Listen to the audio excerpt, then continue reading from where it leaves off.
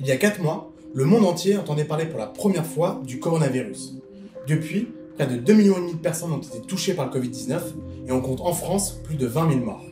Et en 4 mois, on a entendu beaucoup de choses sur ce virus. Parfois, tout et son contraire. Pour une raison assez simple. Ce virus étant inédit, les recherches évoluent en même temps que sa propagation. Je vous rappelle que le médecin le plus expérimenté en termes de gestion de coronavirus a 3 mois et 18 jours d'expérience. Alors on a décidé de faire le point avec l'épidémiologiste Antoine Flao sur ce qu'on a appris depuis le jour 1 et sur ce qu'on ne sait toujours pas. D'abord en janvier, lorsqu'on recense les premiers cas de Chine, la majorité du corps médical se voulait rassurant. Il y a eu 5 morts en dehors de Chine, ce qui est complètement négligeable par rapport à ce qui s'est passé dans le reste du monde avec toutes les causes de mortalité. Je suis absolument pas inquiet. C'est un virus de plus, on le dit souvent, c'est une forme de grippe. Mais le constat a rapidement évolué. Au début, on peut penser qu'il n'y a pas tant de gravité que cela. Et donc on minimise parfois un peu la gravité parce que finalement, il n'y a pas encore de morts. Les morts vont arriver souvent assez tardivement. On a des morts qui arrivent près de 20-30 jours après le début de l'infection, parce que malheureusement la réanimation a été un échec, n'a pas réussi à les sauver. C'est vrai qu'un certain nombre de pays occidentaux qui voyaient ça d'un peu loin, qui n'étaient pas dans les réanimations et dans les hôpitaux chinois, ont cru que ce n'était pas quelque chose de beaucoup plus grave que la grippe. Mais la perception des médecins sur la transmission et la contagiosité du virus a aussi changé. Pour la grippe saisonnière, une personne contamine en moyenne 1,5 personne. On sait maintenant que pour le Covid-19, c'est bien plus élevé. On voit qu'on est déjà entre 2,5 et 3, c'est-à-dire, et peut-être même un petit peu au-dessus, dans certaines épidémies new-yorkaises qu'on a pu voir récemment. Donc on voit que, en fait, on est dans une situation très explosive, bien supérieure à celle de la grippe. Les voies de transmission ont aussi beaucoup fait parler. On savait que le virus se propageait via des gouttelettes, lorsqu'on parle, qu'on tousse, qu'on éternue par exemple. Mais certaines études alertent sur la possibilité que le virus stagne dans l'air après la simple expiration d'une personne et que l'on se contamine par exemple en faisant du jogging. Sur les voies de transmission, il y a beaucoup de fantasmes qui courent. La probabilité que vous attrapiez ou que vous transmettiez le coronavirus en faisant du jogging dans ce type d'épidémiologie est relativement faible. Ça ne veut pas dire que c'est impossible. Ça ne veut pas dire que théoriquement, vous n'expulsez pas quelques virus qui s'aérosolisent et qui flottent dans l'air, car la grosse différence entre l'aérosolisation et les gouttelettes de postillon, c'est que les gouttelettes de postillon que vous émettez en parlant, en toussant ou en éternuant, par la gravité, vont retomber. Donc évidemment, si vous êtes face à quelqu'un, peut-être vous allez lui transmettre, mais si vous êtes face à quelqu'un qui est à plus de 2 mètres, c'est certain que le postillon va retomber sur la table ou sur le clavier ou sur son iPhone ou je ne sais, avant. S'agissant des enfants, on a rapidement compris qu'ils développaient que très rarement des formes graves du Covid-19. Mais beaucoup de médecins ont considéré qu'ils étaient très contagieux. Des nouvelles études nuanceraient toutefois ce point. Ma propre doctrine a changé, figurez-vous, entre le mois de janvier et aujourd'hui.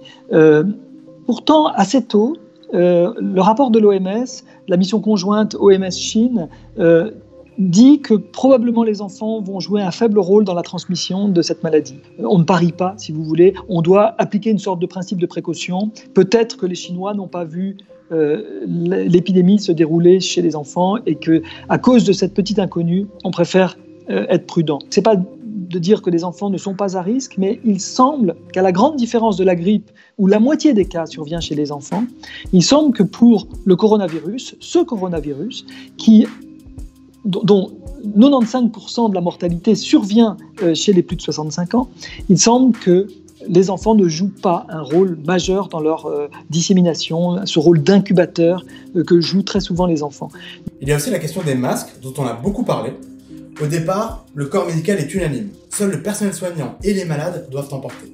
Sauf que 4 mois plus tard, le discours politique a changé et on s'apprête maintenant à généraliser le port du masque. On a trouvé des experts un peu complaisants pour les messages sur les masques pour gérer une pénurie qui faisait qu'on ne pouvait pas donner des masques à tout le monde. Il me semble qu'on aurait pu expliquer aux gens que malheureusement on n'avait pas assez de masques et qu'il fallait les garder pour les personnels soignants. Si les soignants les veulent, c'est parce que justement il y a des très bonnes études qui montrent que c'est efficace pour protéger un soignant d'un soigné porteur d'un virus, et pourquoi ce ne serait pas efficace pour la population.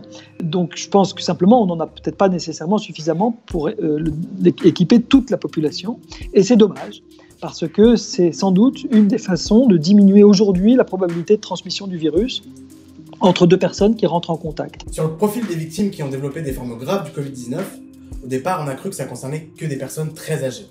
Et puis les statistiques ont montré d'autres profils. L'épidémiologie est de plus en plus précise sur ces questions-là. Elle montre que quand vous êtes un homme âgé, ayant les facteurs de risque que vous avez mentionnés, c'est-à-dire soit l'âge, soit le fait d'être tabagique, obèse, ou d'avoir parfois un diabète ou une hypertension, vous met à risque. La chose qui peut-être est apparue assez clairement, en particulier aux États-Unis, moins en Europe, c'est que l'absence de couverture sociale, c'est-à-dire finalement un facteur de risque que j'appellerais très social, très lié à vos revenus, mais aussi à vos conditions socio-économiques, vous rend en situation de vulnérabilité. Mais vous savez, quand vous êtes noir, obèse et fumeur, souvent, vous n'êtes pas assuré social.